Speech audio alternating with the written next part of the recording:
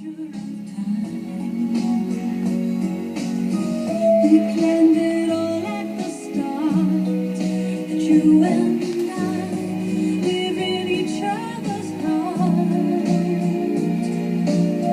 We may be oceans away, you feel my love, I hear what you say.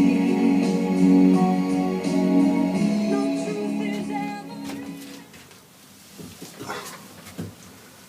Good afternoon. As you can see, we've moved in. And you can see it's small because we're really up close and personal now. So, I'm going to try this one, see how it works. But if we're going to do any work on it, it's going to have to be a different setup altogether, I think. Though, I'm trying to get into it. As I say, we've moved in everything. Well, I don't know everything I need to see her, but I've got most of it, I think, or most of the stuff I'm going to use anyway. I'm not going to. There's a lot of things I'm not going to do now. I'm not capable of doing now, so that's it. Which is, in some ways, all right. It's okay. But the son's now got the big one, and he was busy at the weekend, and he built this pew seat, and so it's ideal for that. There's plenty of space for him to do things, and plenty of space for him to do all the stuff he needs to do, so that's it. So, but we're in this one. I'm still drying, plasterwork's still drying out. Couldn't wait on it actually.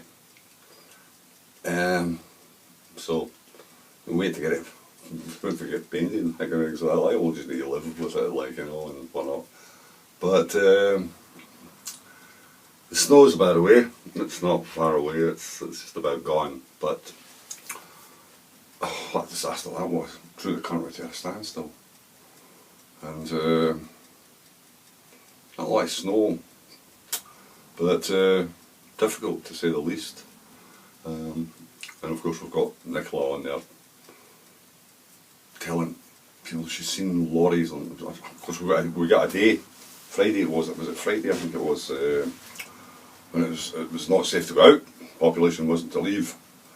It's dangerous to go out. Oh yeah, right, okay. So how do you keep the whole bloody country at home and then tucked up, I don't really bloody know, but I think it's more like a rod for their back actually. And now of course they're wanting employers to pay, somebody to work, pay, so well, we'll see how it goes. Like, nice try on that one. I'm sure local authorities and whatnot will need to pick up the tab, but the local government and that kind of thing, but everybody else, well, don't know, see what happens. But you can see with the little video I put on at the start, I made a sign for get me feel at home inside, so I've got that up on the wall, and I've tried the acrylic painting and that kind of thing, but it was acrylic paints that was there. I didn't get them, like my son gave me them. He had got them, and I forgot. I've only never really done a lot with acrylics. I didn't really like it at the time. In the first, I wasn't really into it at all. Oils is a lot. No smell, mind you, the acrylics. That's good, and it certainly dries a lot quicker and using it. But you can't do the same. You can't get the same effects. But anyway, I had a go at this one, and that'll do the now. We'll one or two other things I'm going to have to try. But we'll need to wait in the summer, I think, to get the doors open and get outside. Once these double doors open up, work in the garden too. Still got a picnic table there from still left, so maybe need to utilise that. But what's given me a chance to do is this thing here, this lamp, which I got given as a young man. I must have been 22, something like that, somewhere in about there. The wife said we weren't long married, so I thought it was earlier, but she said no, we were giving it then. And an old couple who lived not far from us at the time, and Mr. and Mrs. McBride, they were a family or anything. He was the manager of the chemical works up the road, and as usual, of course, my father had farmed me out to big gardens. He was very good, actually. Contracted me out for a whole lot of work and that kind of thing. That you never got anything for. But, well, anyway. But I'd admired, when I was in the house, I admired the lamp. And so they were, I think they were moving at the time. And I came home that night to find that they dropped it off for me.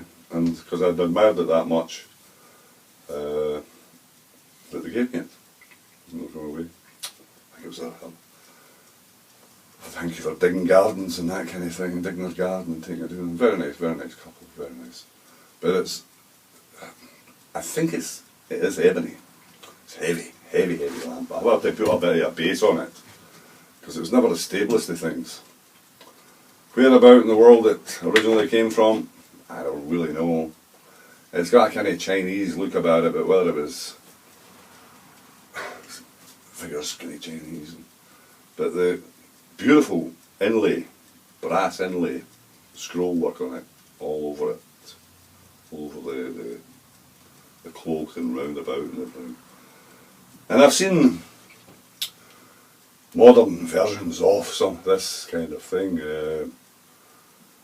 but there's so much detail in this one. It's very, very nice. And the age things, it must take it really back. But if they did tell me where they had travelled a bit of the world through his work at one time, and so it was maybe picked up on the travels. But it's very nice. I've always admired it. Anyway, it's hung around and it's bloody hung. I've kept it. I keep it. And so that's right. I'm going to put in a base on it, make it stable for a start. So got a bit of timber and blacked it up. Got that fixed to it. And the top I've made up a piece that will incorporate the lamp.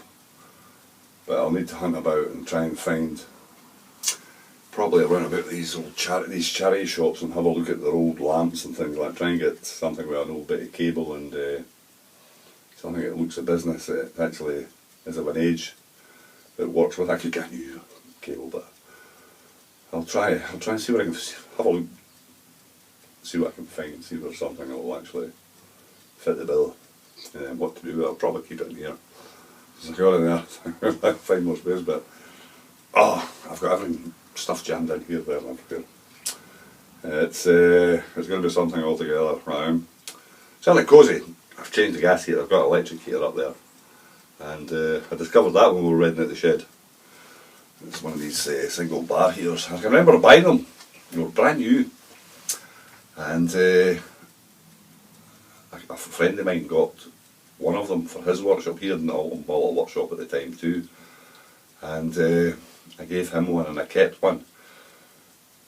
And I'd put it up in the other workshop, and it wasn't until we were clearing things away that this came across it.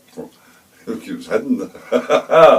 There's not much stuff piled in front of it, so I'm awful glad it never went on.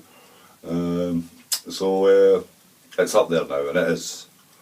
It's not a heat I'm really fussy on electric, dry heat, but certainly helping keeps warm. It's cosy. You can sit here, quite the thing. Not really get chilled or anything, and it's certainly helping to dry out the plaster work and that. As you can see in the background there, we've got. Put this up. Same again. Called this. Cleared out the tourist information in Linlithgow many years ago. Oh, a lot of stuff was getting dumped. Oh, gee whiz, like, you know. Oh, dear, we're going to that one. Anyway, I salvaged this, I saved this, I said I'm keeping this. This was getting thrown out, it was in a tube. I opened it up and went, oh, bloody hell, keep that, like, you know. And I've kept it all the time, so now put it up at the back. It's a view. It gives me a view. And the wife did work in there. When she worked for Historic Scotland, she was custodian, started away as seasonal custodian, and then got a full-time job with them. But they didn't look after her terribly well, and she left them eventually, like, you know, but she liked it, and it was very good. It is a lovely place. Birthplace of Mary Queen of Scots, and more famous now, I think, for having this party at the palace once a year, one weekend a year. I think is it one weekend?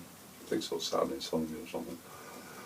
And it's a kind of, they try and gather 2 or 3 aged groups, I think, we gather from a day past, from an age gone, and get people to pay over the top for to go and see them. Hopefully the weather's good in Scotland in the summer, where you just never know, like, you know. But it seems to be well enough. Oh, there's my cat. I'm going to have to adopt this thing because it's been hanging around since I moved down here. It stays over the back there. There's a bit of a nitwit over the back there. It belongs to him, but he doesn't seem to take anything to do with it at all, like, you know. In fact, it's being fed. I'm probably going to have to go to the shop and buy some food for it, because I don't like the carry on of it at all, like, you know.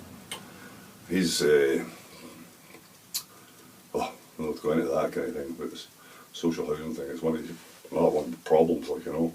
You move them here, magic, half the bloody village is filled up with this and that nowadays, like, you know. Met a young lad, he's back in the village belong.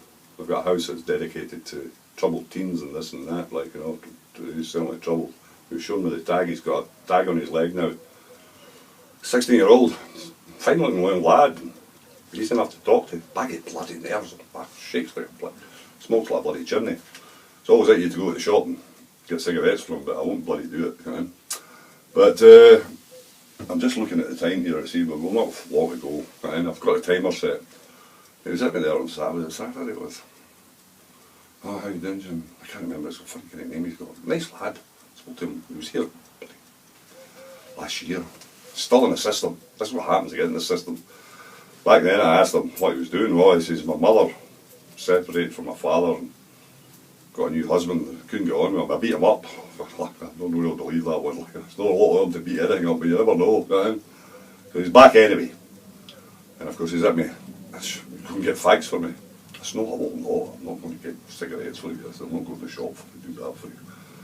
I says, I don't disagree with you smoking. I says, but I'm not personally going in to buy you cigarettes.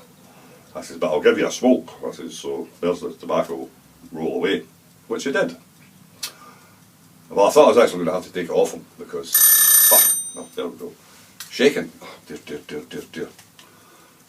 But a nice lad, but I don't know what happened to them now. I don't know what happens to them nowadays. Like, and once they get in the system, and bloody social workers, they have a bloody squad of them look after them. They multiply that through the country. Well, bloody expense must be something else, like, you know. But bloody job, I need bloody something to do, right? Keep them bloody busy, right? Anyway, we'll try it out. I don't know how it's going to work, and I don't really know whether I'll put it up there or not. I'm going to rattle through this and thing with, like, you know. But the good news is that Tom Daly and his husband are expecting a baby. Oh, gee whiz. And it's a boy. Oh, well, there you go. Well, that makes a whole bloody world right. Anyway, catch you later. Cheers.